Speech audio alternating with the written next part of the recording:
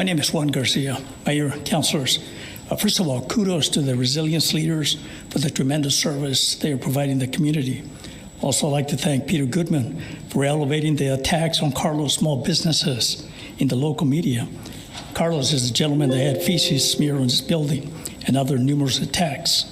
On the downside, small businesses and citizens continue to be terrorized, and we will continue to advocate for those forgotten victims.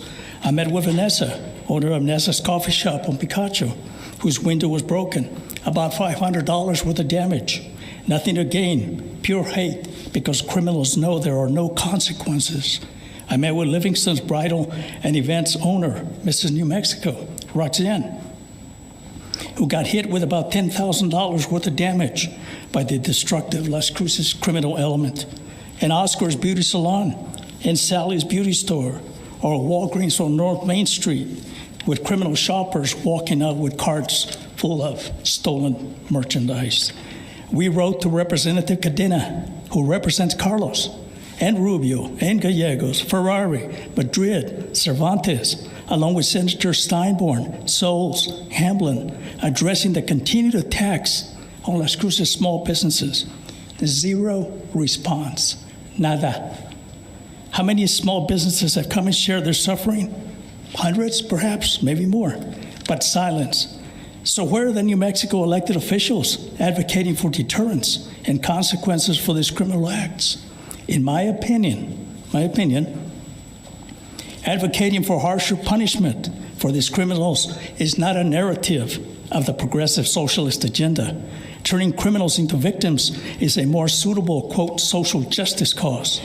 These elected officials will not go against a narrative established by the, quote, progressive socialists if they want to remain in office and in the governor's good graces.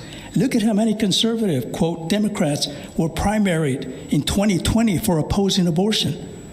With elections in 2023, if the hundreds of small businesses that have been terrorized meet at the ballot box, perhaps they can elect public officials who will truly represent them.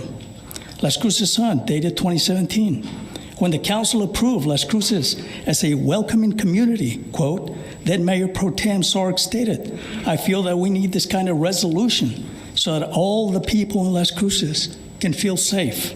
He continued, later adding, nobody wants to live in fear. So you think about this.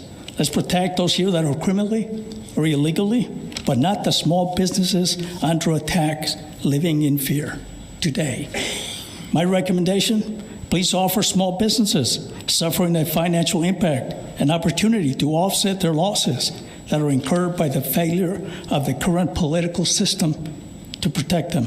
Number two, consider the idea of getting some of the homeless to work with some of the affected establishments in a favorable manner that would benefit both sides. Homeless don't vandalize and steal. Criminals do. Merry Christmas, and let's pray for a better new year. Thank you. Thanks, Juan. Rick, are you?